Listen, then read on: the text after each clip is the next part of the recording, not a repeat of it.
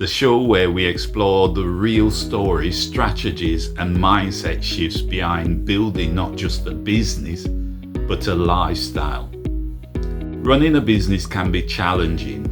It takes courage, with lots of ups by taking action, and often the downs are our lessons.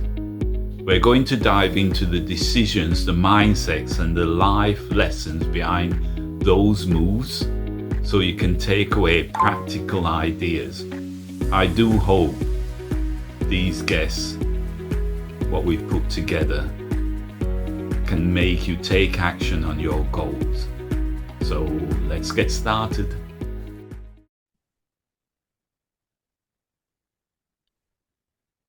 Hi everyone, I'm Hylton Forrester again. Welcome to the Hylton Forrester Show. I've got a really special guest with me this evening, Colin Corby. Welcome to the podcast, Colin. Thank you very much for inviting me. I'm looking forward to it. Great, okay. Colin, so that the listeners can actually know a bit about you. You've actually got a really special program, and your background is you've spent 30 years as a senior technology role, and then you realize that technology is sort of draining us and not empowering us as the way how it should be. And you've gone into health, and you've changed a lot of your processes. Could you give the listeners a bit about your background? So thank you, Hilton. So as you said, I spent 30 years in technology companies, and I've been very, very lucky. I love technology. I've worked on world first technologies in terms of communicating internationally and lots of other fantastic things. I suffered some stress in my mid-30s, and that got me into having to keep myself fit. So I'm a technologist, I'm an endurance athlete. And then around about 10 years or so ago, I had an opportunity of leaving the corporate world and doing something that I really wanted to do, and something I enjoy. So I love technology, and I could see where technology was going and the way it was moving. I love sport, endurance sport, and the way that empowers you and the mindset associated with that. Yeah. And how is it I'm spending so much time on my laptop and smartphone? And I thought, well, that's really fascinating. So I did lots and lots of research about, well, technology is supposed to be a productivity tool. It's supposed to make us more productive and empower us. But actually, it's also taking us in the other direction. Yeah. Making us more dependent on the technology, distracting us, and not really helping us. So how is it we can keep all of that in balance and do what we need as biological humans and still use technology, because we all have to be on technology to live and survive in this modern world? And how can we do that? So in 2018, I created the Digital Detox Coach. So I smashed all of those things together. And so I could explore, explain, and help organizations and people get that balance between using technology for what it's good for, keeping ourselves healthy. And how do we do that when we're being bombarded all the time from distractions? So so that's how I got into the Digital Detox Coach. Awesome. And off the actual filming, I was thinking of you most of last week, because I changed gym and went to another gym. Yeah. And it's probably another 15 minutes away. And I remember you talking about how our memories are different, because we're relying a lot now on sat navs and things like that. And it took me a long, long time to remember the route. Could you expand what is happening in our brains with that? I know we outsource knowledge and skills. So I think we probably discussed the fact that I hadn't got my phone, and I needed to call my wife because I needed to be picked up from the railway station. Yeah. But without my phone, I couldn't remember her number. Wow. So I borrowed someone's phone, and the only number I could remember was my mother's, and I hadn't lived there for about 20 or 30 years in order to contact my wife. So that's the case of outsourcing all the telephone numbers to my phone, and we all do that. Yes. And the sat nav case is another classic example. If you use Google Maps or sat navs, you get used to turning right, turning left, and Yeah. getting to your destination by following instructions. And so you just remember that you need to switch on your sat nav to get somewhere. Yes. But you don't, but if you can, research has shown, if you compare that with someone using a map, if you use a map, you have to work out where it is you are, where it is you're going to, and you get that spatial awareness. Yes. So if there's any road closures or anything like that, you can circumvent that because you've got this map of the territory in your minds. But if you're reliant on Google Maps and sat navs, you are totally dependent on those. Yes. And that's an example of outsourcing our knowledge and skills. So all of a sudden, we're dependent. And if we didn't have our sat navs, what are we going to do? Yes. Yeah, that's so true. And I live in London, and there is so many, obviously, roads and the speed of things. And as a contractor builder as well, my background, I used to be able to travel across London quite easily. But now, relying on the sat nav, it's that part of my brain is, I think, dormant a lot, where you don't need to think, you just put you actually the address in the sat nav and go. Yeah.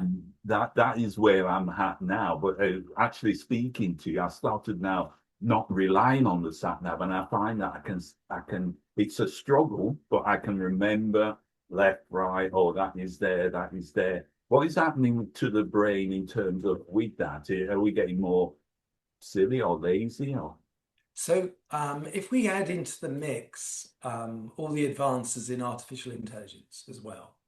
yeah, So the sat nav and the reliance on going to Google for information, it had a lovely term called digital amnesia, where we don't remember things, we offload it to technology tools.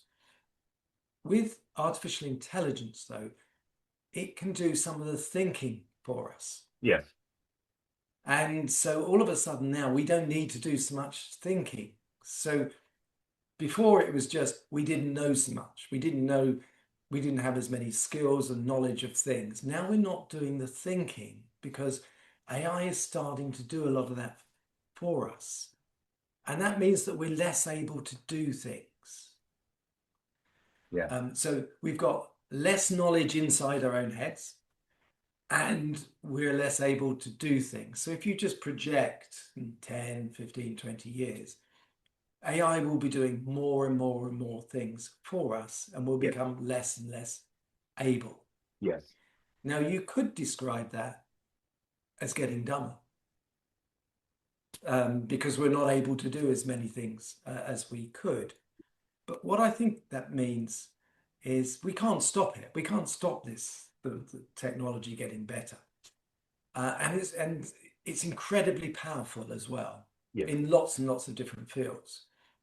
But it's a bit like if we sit down looking at working on our laptops all day, we then have to think, oh, I haven't moved about enough. I need to get some exercise. I need to walk about. Perhaps I need to do a class or go to the gym. yes, Now we're going to think about, well, okay, I've offloaded so much to my AI tools that I really need to decide what it is I need to be able to do myself, and actually switch off the AI tools and try to do things ourselves and yeah, learn by doing things ourselves. Now, technology makes everything easy, and that's the easy way. Doing things ourselves is always much harder. So the key question is, how many of us are going to choose to do the hard thing? Yeah, yeah, that's so And true. that's a big challenge. Yeah, yes, that's so true. I noticed also in your background you've completed 4 Ironman triathlons. And what lessons have you taken from that? The endurance of the sport and your success in that area, just getting through a triathlon is a success. And how you're connected to business, leadership, lifestyle. So I was unlucky and lucky in the same way. So I suffered some stress, so I needed to get fit Yeah, to exercise my heart, so I had more resilience, so I could carry on working in high pressure jobs. As a result of that, it was a no-brainer. I just had to do exercise. So I remember being good at swimming when I was young. So I started swimming. I was terrible. I was really, really unfit and bad. But I had to do it. I had to get fit. So I persevered, took lessons, and I got pretty good at swimming again and started competing in swimming yeah, for in masters. That's for older people. And then I was invited to swim with a triathlon group. I thought, great, I love swimming. I can swim with those guys. And they said to me, you don't have to do the cycling or running, just join us for the swimming. And I said, yeah, great. They lied. They entered me for triathlons. yeah, So I started to do triathlons. Now, this thing about getting fitter is that all of a sudden you get that connection between you reconnect between your mind and your body. It's a reconnection, and you suddenly realize that you're not just a brain and the body's something else. You're actually all one thing. yeah, And how you think affects the way you feel, and how you feel affects the way you think. But also the possibility. So all of a sudden, I could swim a long distance, so that wasn't a problem. With triathlon, I didn't think about how steep a hill was or how far something was because my body had the capability. So yeah, in terms of the leadership question is if you get the mind body thing right and you have a mindset of an athlete, then you can do so much more. So instead of something being a limiting belief, I can't do that, I'm not good at this, there's no way I can ever do that thing over there. All of you, sudden, you're saying, okay, if I want to achieve this, then this is what I've got to learn to be able to do that. And this is the training and work that I'm going to have to put in. So instead of things being impossible, they start to become possible. And it may be that initially something is just too far away and you can't imagine it. So then you say, well, okay, what are the steps?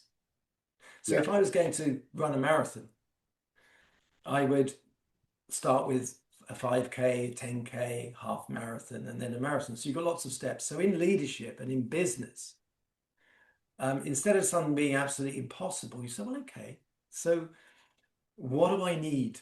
What are the skills that I need to do that? yes, What is the training I have to do? But really importantly is who do I need to coach me? Who do I need to mentor me? Who do I want to mix with? Who's already done this? yes, And and I was lucky because I was swimming with people that had swum the English Channel, yeah, that had done Ironman triathlon. And all of a sudden, when you know people who have done things, it all becomes a little bit more realistic. yeah. So if there's anybody listening to this, and you mentioned the steps themselves, if they, how does a person know where to find the steps or the steps to take to? There's a lot. I go to the gym as well as you know, and there's quite a few times I meet individuals in the gym, and they don't really want to be there, and they've had, for instance, they've had scares or they could be Mm. going on through stress, like what your journey has been. How do they know the steps to take? And You mentioned it's like you're going into the unknown and you want to get to somewhere. What's the best way to actually think about where you want to get to? So the key to anything is very, very small steps. So I do digital detox, and digital detox is fundamentally about getting offline. Yeah, So you get that balance with offline. So you can't make conscious decisions when you're embedded online. It's like being in a sweet shop. There's too much going on. So you need to come offline and decide what is it that you need to do. Now, if you have a particularly sedentary lifestyle, then you need to move about more. Now, it depends on what your starting point is, but moving about more can just be walking. So let's say you've done no exercise at all, and let's say there's no medical reason why you shouldn't exercise, then we can all walk. yeah, And just as a first step. So you don't try to run the marathon. You do something that you know that you can already do a bit of, and yeah, then you extend that. Or if you're interested in dancing, perhaps, which is really great exercise, then enrolling in dance classes. So it really depends on the individual. What is it that they would really want to be able to do?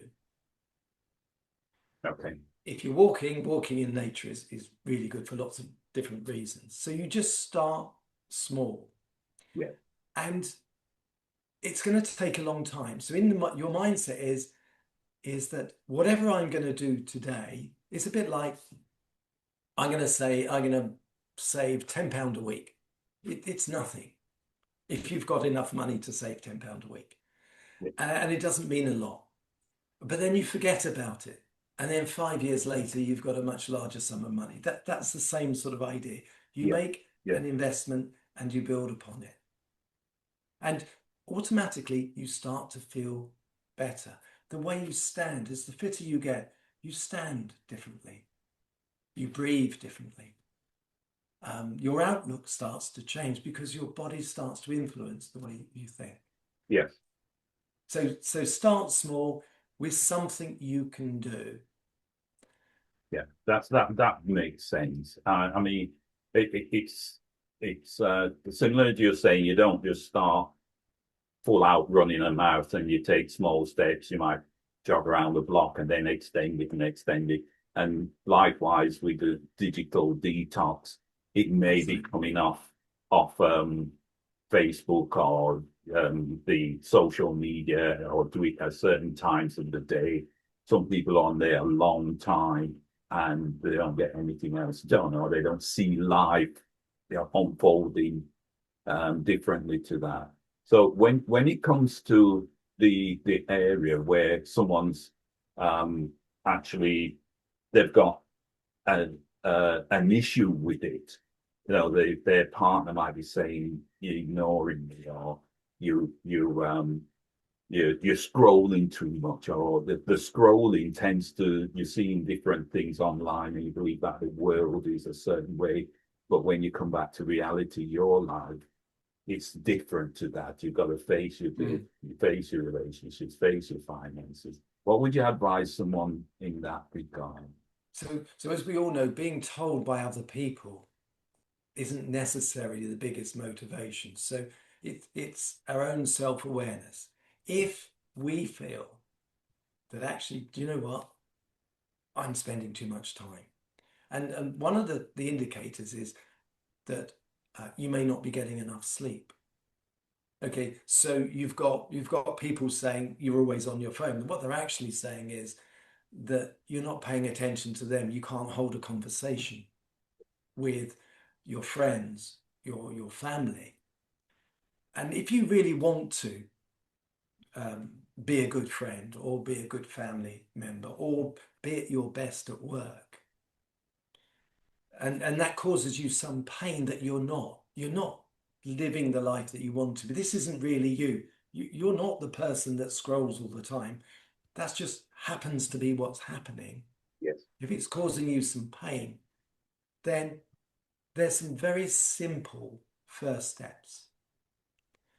Early in January, I had a digital reset program that's on my Substack, and it's quite simple. The first one is just protect your sleep. Just come off all online media, and don't watch any horror films either for at least an hour before you go to bed, to allow your brain to just start that unwind process to allow you to go to sleep. So protect sleep. Sleep is incredibly important to everybody. Yes. And if we don't get sleep for 2 or 3 days, we are absolutely wrecked. And we've all been there. We just can't function very well. Yeah. The next very simple thing is protect your day. So when you wake up in the morning, when you've got the most energy, when you think, yeah, what am I going to do today? Don't access your phone. Now sort out the alarm problem, but leave at least an hour before you start looking at doom and gloom news and doom scrolling everyone else's wonderful life, or checking your emails, or all those other things. Create some space. And what that does is it allows you to plan what it is that you want to do that day before being influenced by everything you see online. Yes. So you're really trying to bookend your day. The next simple thing is schedule in your diary lots of 10 to 15-minute breaks during the day. Yeah, I use the analogy with being a business athlete. Athletes can't train all day. They have to have regular rest and recovery breaks. Yeah. And so if you want to be a business athlete, if you want to be at your best, then you've got to schedule these breaks during the day. So in a sense, if you've scheduled them, then you're limiting the ability of doom scrolling and being online too long, because you've got these breaks already scheduled. Yes. So there's just three things that start to break up the pattern of spending too long on your phone. Yeah. Now, research has shown us that we can't actually multitask. The brain can't do it. The neurons of the brain can't work on more than one thought at a time. Yes. Using the same resources. Now, of course, we can all walk and look at our smartphone, but there is a slight overlap and we will bump into things more. So what the brain does is it switches really, really fast. So this multitasking is actually fast switching. Yeah. But that's very unproductive. And it causes stress. So for all the important things that you need to do during the day, and this is going to take a lot of practice, try and do one thing at a time. So if you're working on something for 40 minutes, 45 minutes, try and work on that one thing. If you're talking to somebody, try and be present on that one thing of being present with that person. It's really, really hard. So that's another very simple thing. Yeah. The thing is, all of these things, we might not be successful, first of all. Don't beat yourself up. Keep trying, because it's a bit like exercise. You have to practice these things before they start to become habits. Yeah. Being fully present with other people and not looking at phones is going to be hard. So you're going to need a trick or a technique. And the easiest one is using the environment. So when we're online, we're in an online environment, we get distracted by all of the notifications and everything that's going on and all the marvelous things that we could do online. If you move to an offline environment where there aren't any of those distractions, then you won't be triggered to do those things. Yeah. So this is why physically moving away to an offline environment helps you, because willpower isn't enough, especially when you're tired. So moving away to another environment is really important. Do you really need to carry a smartphone? If not, put it well away. If you're working on something on your laptop or working somewhere else, just put your phone well away. If you need it, you know where it is. It's a great tool, but you don't have to use it all the time. So yeah, change your environment is a great help. Yeah, it's so true. I just find it becomes a problem when you can't do without it for an hour. You've got to check in all the time. You've got to be Now, I remember last year I was out drinking with a friend, and on one of the tables at the side of us in the bar what we were, there was 4 guys having a drink together with the pints of beer on the table. All of them had a phone in front of them. I know. And that was so. I said, look at that. I mean, it's amazing how we're connected to the technology, but they probably didn't hear each other, what they was talking about. But yeah, that's when it becomes a problem. Yeah, and so the self-awareness is really, really important. Yeah. If you don't have your phone with you, do you get anxious? And that's a telltale sign that perhaps you need to achieve a better balance. And as you say, if you're out with your best mates, or if you're out with your family, and you can't help yourself but look at your phone, that's really is a big indicator that the balance has shifted. If you're out with your mates, you could say to your mates, look, you're my mates. I want to be out with you. We're having a nice beer. We have a conversation. Yeah. But we're all picking up our phones. So let's have a game. Let's have games that if anyone picks up their phone, there's a forfeit. By the next round. Yeah, by the next round or something. And if you're with your family, say that there's a forfeit, but obviously not, find something fun, make it a game. Yes. And the other thing is, if there's something really amazing online that someone has and they just can't help themselves, then make it a social thing. Make sure that everybody can take part in whatever it is online. Yes. So you get the social aspect of being together, as well as whatever it is online that someone finds just so amazing. It must be a cat and dog playing or something. I don't know. Yeah. Yeah, awesome. That's great. I've got another question for you. Is deep focus now one of the rarest competitive advantage in business, do you think? Yeah. Yes. You think so? Those people that are able to focus have an edge. Now, we've evolved to be easily distracted. As humans, we've evolved to be easily distracted, because if you go back hundreds of thousands of years, the world was a very dangerous place.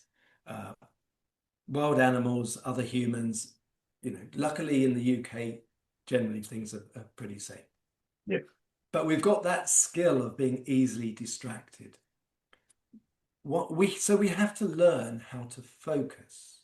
So for most of us, we've learned the ability to focus at school, where we had to focus to be able to learn to read and write.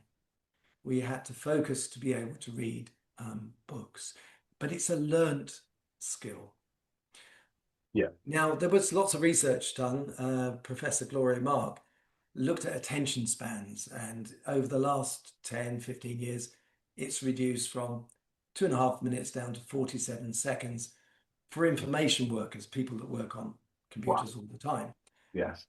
So it's quite significant. So if we're going to improve our focus and attention, we have to train ourselves again to be able to do it. Yeah. And so there are lots of ways of doing that. One is going back to physical books. If you can read, if you can go to a quiet area, and if you have no problems, let's say reading a chapter of a book that you're interested in, Yes. then that's a good skill. That's a focus and attention skill, because you've been able to shut out everything going on. If you play a musical instrument, exactly the same thing, because you're focusing on that. Yeah. Or if there's a hobby or something, or a game or a sport. So to get that competitive advantage of focusing, you have to train yourselves. But as I've said, willpower is not enough. So you can do what all of the top business people do. They basically simplify and unclutter. So there's always the example of the late Steve Jobs, top head of Apple, wearing the same clothing. Yes. Obviously, he had many shirts, many jumpers, many trousers, but he reduced the complexity, so he just knew what he was going to put Yes. on. Yes. So you basically declutter. Now, if we worked in the old days where we worked at a desk, and if you imagine all the apps that we have up on our screens, our smartphones and our laptops, if we imagine them in the old world, we wouldn't have any space to work. Yes. It will be piled up with rubbish. So we should think about decluttering our digital world the same way that we decluttered the physical world in order to be able to do something. Yes. Simplify things. Yes. There's a lovely thing about attention. It's impossible to pay attention to everything. So our attention, if you imagine, it's a bit like a spotlight. We can pay attention to this thing over here, but we can't pay attention to all these other things. Yes. So it's where we're shining the spotlight. We can only experience or learn from what we're paying attention to. Okay. And we can only remember what we're paying attention to. So really the modern world is not necessarily time management, it's attention management. Yeah, absolutely. I think it reminds me of if you don't control your attention, someone else will. And I Yes. think that is so true, because we're living in that kind of world where if we tend to have, I'm very focused on it, and I think the more I do it, the more success follows, because you can then go deep into the task, what you've actually what you're doing. I want to touch on to the area with your athleticism, and the difference between, because you're at a very similar age to me, and I do training a lot similar to yourself. What is the advantage in your mind in terms of doing training so much? So there's a couple of things, really important things. What we've been told about age is about 50 years out of date. So what capabilities we have as we get older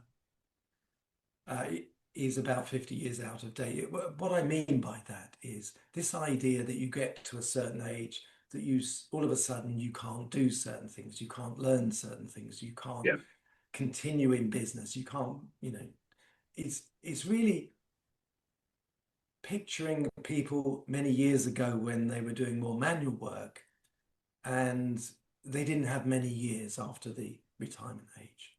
And there was lots of different reasons for that. But that's not true now. The average age in the UK is what, 77, 78? Lots and lots of people are 100. We don't know what hand we've been dealt, so unfortunately a lot of people pass away earlier than that, but we don't know. But if we look after ourselves, and if we look after the health of our bodies, it also looks after the health of our minds. So I know the Alzheimer's Society, for example, say that the biggest single thing you can do to push back the onset of dementia is to exercise. Even if you're in your middle ages, start exercising, because exercising, the heart pumps, the blood pumps, goes to the brain. gets oxygen, clears off impurities. So that's why looking after yourself gives you that quality for whatever life that you're going to lead, whatever age you're going to get to, because some of that's outside of our control. So the other thing is, because, and I look at it as a cultural bias, because we think that we can't do certain things as we get older, then that becomes a limiting belief. Yeah. So we almost have to reprogram ourselves by saying, okay, we've got this feeling that everybody does, can't do these things as they get older. Well, let's test it. And if you keep yourself healthy, and if you train and mix with people of all ages, you don't really think in terms of, well, I'm now got to this age, therefore I can't do something. Yes. Now, you will get slower. I mean, my swim times have declined, and I'm training very hard to slow that decline. I know what it's like.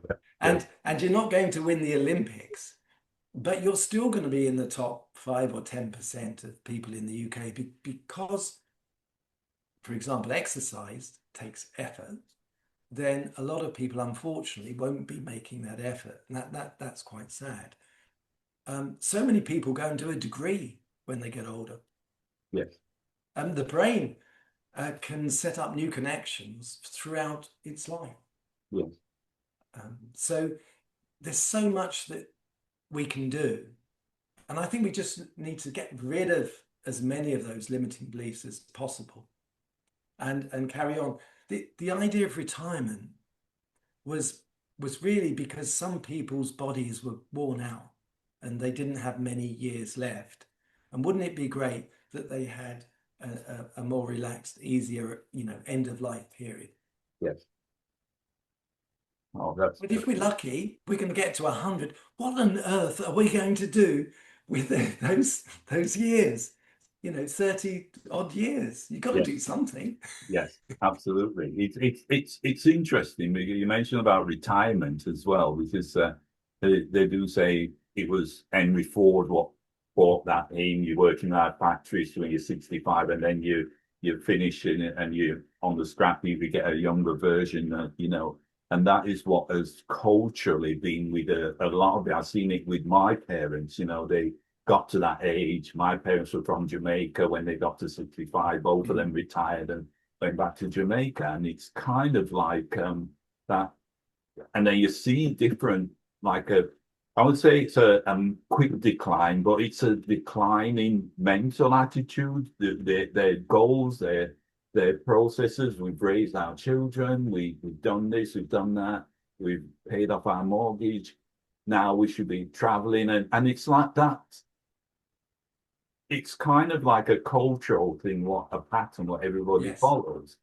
So when you find somebody who's saying, like, I'm now got an attitude, I'm starting my career at 65, not declining. Now I'm starting to do more things and, starting to get involved in more testing. How far can I go? I need to train more. I want to do this. I want to do that. It's not the normal paradigm, is it? No, the reason why I keep coming back to sport is the way you develop a capability in exercise is that you create some friction. In fact, you exercise some muscles, the muscles are used, they tear, they need to regrow. So you're causing resistance. And the body the way the body works is it reacts. It says, oh, all of a sudden, I need to develop more muscles in this sort of area, or more ability in that sort of area to do that thing. The brain is the same. So as you get older, you need to stress the brain. Yeah. Stress is a good thing. Continuous stress is a very bad thing. But you need to stress the brain. You need to challenge the brain in order for the brain to make those connections and to grow. So if we put this in the context of people starting work now in their early 20s. Whatever job they're doing, whoever they're working for, it's unlikely that in 10 years it will be the same job or the same company. Yes. And so this idea of endurance, I think people should think of themselves as a business. So I've got the business of Colin. You've got the business of Hylton. Okay, I know that the world is changing all the time. I know that the skills I've got today, most of them won't be required in 10 years' time. Yeah. So I've got to make some strategic investments in myself forever to be able to make myself resilient to those changes and to be able to respond to those changes. Yeah. And so the mindset of saying, well, okay, I've got control. So instead of thinking, oh, there's nothing I can do, there's all the global technology companies, or it's the government, or it's something else. We do have a lot of control about what we pay attention to. We have some control about how we invest. And it's a mindset thing because it takes effort. Yeah. Yeah. And what does that look like, the process? Someone listening to this, they want to take the first step. They basically want to improve where they're going, what they're about. They're a bit lost, or they come into the age like what me and you are at. I was very lucky because I've always been athletic, from when I was younger, running 4 marathons, playing table tennis for the school, and then I went into athletics, and then I played squash for 13 years, and now I'm doing swimming. So I've always kept that going, and it served me really well in the businesses which I've run as well. So, because business can be stressful, but someone who's starting out, that person who's listening, who basically have got, they've been working for a company for many years, they've been out of shape, they're coming near closer to retirement. And like you said, Colin, you don't know how long you've got, but you can control and extend it. If you drank a lot or you smoked a lot, what are the first steps they should be doing? So if someone's got to the age where they're lucky enough to get a pension of some sort, which is a fantastic position to be in, if you're able to cover a baseline of your bills. So it's an amazing opportunity. What is it you really want to do? And you might not know the answer. I remember when I left school, they said, what do you want to do? And I really didn't know. And so it's a hard thing. So if you don't know what you want to do, you should then say, what is it I want to try? And the best things to try are those that involve other people. So I'm not a great dancer, but it's on my list. I've really got to learn to dance. So what is it that those individuals want to try that satisfies the need of movement, satisfies the need of keeping the brain active, and satisfy the need of having connection, physical connection with other people? Now, a lot of people think, I'll do a bit of volunteering. Yes. And that's a great thing. There are so many nature-based organizations and charities that you can volunteer. You might like gardening, which is really, really great as well. And there are lots of horticultural societies. You may want to do some exercises, but there's sports centers that cater for mature people to actually get them moving again. So it's not like it used to be where there's nothing available. What I call masters is very welcoming. All of these things means just stepping outside a comfort zone. So just choose one small thing. It might be as simple as getting a dog. because that will get you up in the morning and it will get you up in the afternoon. And all dog walkers tend to say hello. Oh yeah, that's good. Yeah. So you know, having a dog is a great way of starting to get moving. To give yourself enough space, it may be that the first few things that you try don't really work for you, but don't worry. Yeah.